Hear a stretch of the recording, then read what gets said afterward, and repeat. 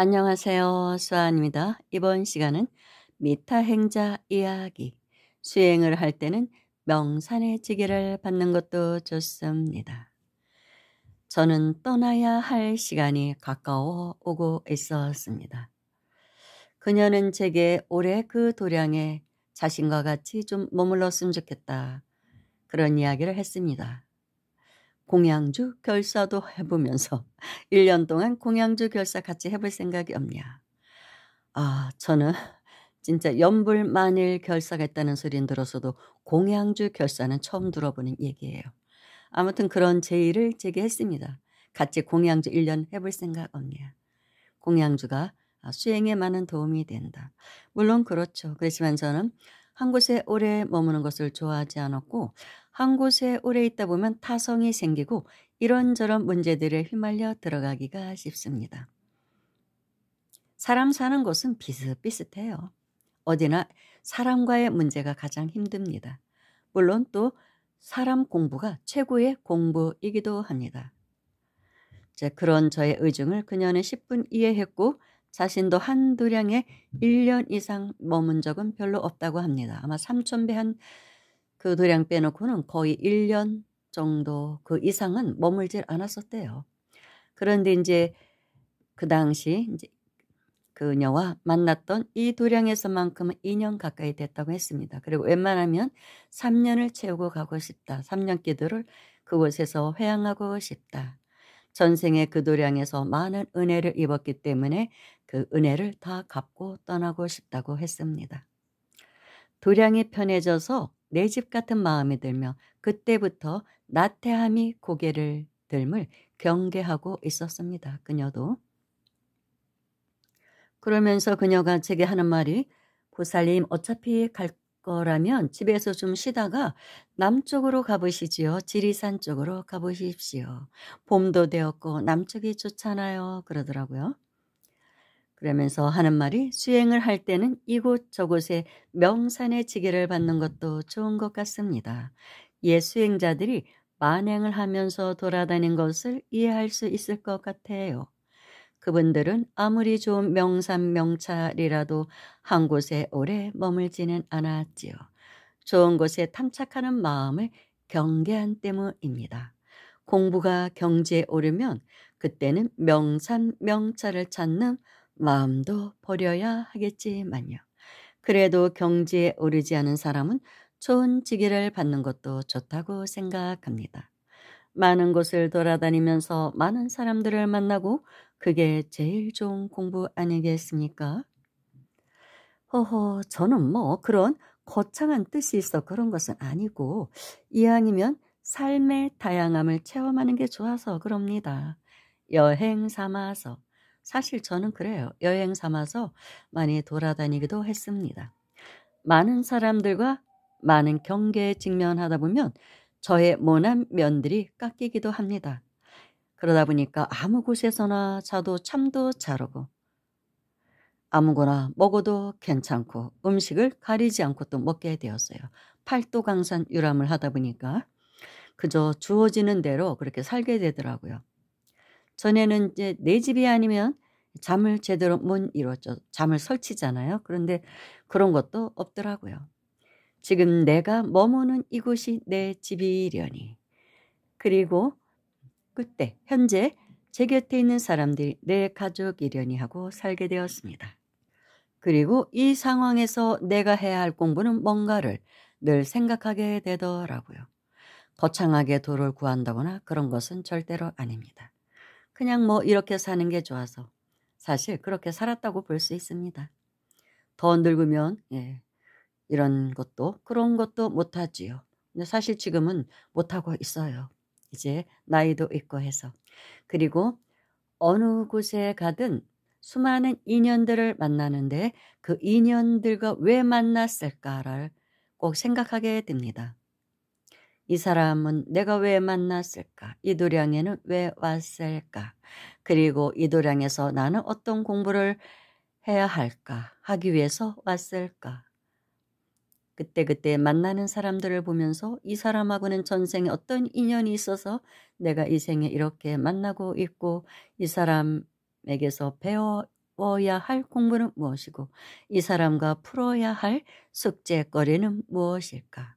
그런 것을 늘 생각하게 되고 지내다 보면 그 답이 나오더라고요. 아, 이래서 내가 이 도량에 왔고 이 사람을 만났고 이런 공부를 하고 있구나. 그런 이제 깨우침이 오더라고요. 그래서 이제 저는 여기저기 돌아다니는 것을 좋아했습니다. 그렇기 때문에 많은 사람을 만났고 그래서 제가 이렇게 방송도 할 수 있는 것이죠. 그런 자료들이 제가 갖고 있기 때문에 그런 자료들이 저에게 쌓여 있기 때문에 이렇게 하는 거지. 그렇지 않고 뭐 불교나 진리에 대한 교과서적인 그런 얘기들만 하면 누가 제 방송을 듣겠습니까? 스님도 아닌 사람의 방송을 딱딱해서 못 듣죠. 재미없고. 이제 많은 스토리가 있기 때문에 제가 사실 방송도 할 수 있는 것입니다. 그녀가 또 말을 했습니다. 이 세상에 도방같이 좋은 게 어디 있겠어요. 서로 용기도 북돋아주고 나태할 땐 충고도 해주면서 같이 가는 게 얼마나 좋습니까? 제가 나중에 절을 지으면 그때는 존염연불을 할 수 있는 곳으로 만들려고 합니다. 존염연불의 중요성을 절실히 느끼고 있거든요. 평상시 연불을 잘했어도 임종시에는 무척 힘듭니다. 그때의 도반이 곁에서 존염연불을 지극정성해주면 왕생의 길이 더 순탄할 것입니다. 그때 저희 도량에서 머물고 싶으시면 얼마든지 환영할게요. 단 조건은 나무아미탑을 연불을 꼭 해야 한다는 겁니다. 호호호. 제가 바닷속에 던진 업을 건져와서 설립을 하게 될 수도 있습니다. 아직은 생각뿐이지만요. 바닷속에 던진 그녀의 업. 그녀는 한때 사업을 하여 번 돈을 자신의 업이라고 표현했습니다. 그래서 그 많은 돈을 어디에 감춰두었냐고 물으면 웃으면서 바닷속이요 라고 했습니다. 그래서 때가 되면 그 업을 건져올 거라는 것이죠. 건져와서 존염연불원을 세우고 싶다고 했습니다. 그런데 그렇게 치열하게 살았으면 사랑은 해보았어요? 그렇게 제가 질문을 했죠. 그랬더니 그녀가 안 해봤을 것 같아요. 제가 혈액형이 B형이에요. 얼마나 감정이 섬세한데요. 수행을 안 했으면 아마 지금쯤 황진이처럼 살았을지도 몰라요. 호호호. 제가요, 성당에 다닐 때 신부님 한 분이 저 때문에 옷을 벗기도 했었습니다. 당신 혼자 짝사랑한 것이니 제 책임은 없다고 그 당시에는 생각을 했거든요. 그런데 훗날 제가 삼천배 할 때 그 또한 제 업임을 알고 많이 울었습니다. 그 업으로 인해 삼천배 할 때 무척 힘들었답니다.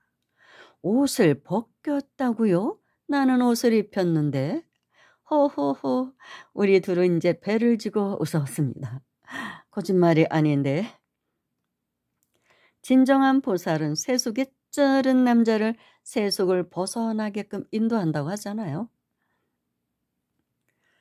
그래서 이제 그녀가 저에게 지리산 쪽으로 가보라 했는데 그리고 지리산 쪽으로 밑으로 내려가면 보살님의 수행에 도움이 될 수 있는 아주 좋은 도반을 만날 것입니다. 그러더라고요. 그래서 아니 뭐 남쪽 지리산에 뭐 절이 어디 한 군데 있어? 한두 군데야?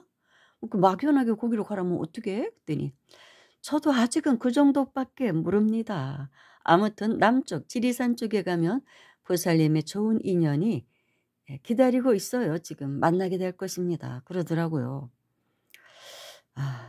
아무튼 그래서 도대체 남쪽 어디로 갈까 이런 생각을 했는데 그 다음날 그녀가 그 말을 한 다음날 아침에 그 사찰에 법당보살 한 분이 저에게 수한보살 이제 갈 거야? 그래서 예 그랬더니 그럼 집에 가 좀 쉬다가 내가 남쪽에 지리산 근처에 아는 스님이 있는데 거기서 좀 사람을 필요로 하거든. 스님이 마침 전화가 왔어. 그러니까 혹시 그곳에 가볼 생각 없어? 호남 제일의 선승이라는 분이야. 굉장히 훌륭한 스님이 계시거든. 그러면 공부에 도움도 될 것 같아. 그러더라고요. 그래서 제가 그녀가 남쪽 지리산 쪽으로 가라고 하더니 그렇게 인연이 저절로 그렇게 오더라고요. 아, 참 대단한 여자예요. 아무튼 그래서 저는 이제 집에 가서 좀 쉬다가 그 법당보살님이 소개한 남쪽으로 떠나게 됩니다. 그 스님과 전화 통화를 하고, 그리고 그 도량에서 저는 정말로 제 수행에 도움이 되는, 공부에 도움이 되는 아주 좋은 또 도반을 만나게 됩니다. 제가 신도 여자분을 또 만나게 됐지요. 정말 선지식이라고 할 수 있는 그런 여자를 만나게 됩니다. 뭐 그 이야기는 또 다음에 언제 또 하게 될 것입니다. 그런데 떠날 때 이제 미타 행자가 그 얘기를 하더라고요. 우리나라에서 현재 가장 좋은 기운이 나오는 사찰은 그 당시에 그녀의 얘기입니다. 그 직지사와 그리고 송강사라고 하더라고요. 그곳에서 서기가 뻗친대요. 본인이 보니까. 서기가 뻗쳐서 아마 앞으로 한국 불교를 이끌어갈 큰 스님이 그 두 군데서 나올 것 같습니다. 그러더라고요. 아무튼 이걸로써 사실 오늘 이 방송으로 그녀와의 만남에 대한, 수행에 대한 이야기는 마무리를 지으려고 합니다. 26편인가 7편 써놓았던 글인데 몇 개는 뺐습니다. 아예 뺐고 또 나머지를 제가 함축을 해서 방송을 한 것입니다. 그리고 또 이렇게 여러 가지 의견이 다를 수가 있고 논란의 소지가 될 수 있는 내용들도 있어요. 그래서 그런 것은 이제 과감하게 뺐습니다. 저도 요즘은 이제 피곤한 거 싫어요. 논쟁에 휩싸이는 것도 싫고, 그리고 그녀의 의견이 다 100% 맞다고 할 수는 없거든요. 왜냐하면 이런 수행이라는 이 진리에 대한 도의 세계에 대한 것은 뭐 수학 공식 같은 그런 정답이 있는 것은 아니잖아요. 사람마다 느끼는 경계도 다르고 다 다릅니다. 그래서 어떤 것을 제가 주장하고 싶지는 않습니다. 다만 제가 만났던 아주 훌륭한 수행자라고 저는 생각합니다. 그녀처럼 그렇게 치열하게 수행하는 사람은 극히 드뭅니다. 그래서 이런 사람을 만났었고 우리는 이런 대화를 나누었다는 것을 대략으로만 제가 이제 전했던 것일 뿐입니다. 아주 극비의 내용은 글로도 쓰지는 않았습니다. 글로도 한 80%만 제가 글로 썼고, 그리고 쓴 글 중에도 여러 편을 제가 이제 이 방송에서는 뺐습니다. 그리고 생각도 그때 당시에 제 생각과 벌써 이제 10년이 거의 다 됐는데 그때하고의 지금의 제 생각은 또 다르죠. 그 당시하고는. 그래서 조금 빼야 될 거는 빼야겠다. 그래서 아마 이 방송이 14편 되는 것 같네요. 이것으로서 일단 미타 행자 이야기는 마무리를 지으려고 합니다. 어느 곳에서 수행하고 있는지 동남아 쪽으로 간 것 같은데 자기 여동생이 절을 짓고 있다고 해서 그녀의 원인 존염연불원을 세웠는지 모르겠습니다. 정말 그녀는 극락왕생을 꼭 할 사람이라고 저는 믿어 의심치 않습니다. 여기까지 하겠습니다. 감사합니다.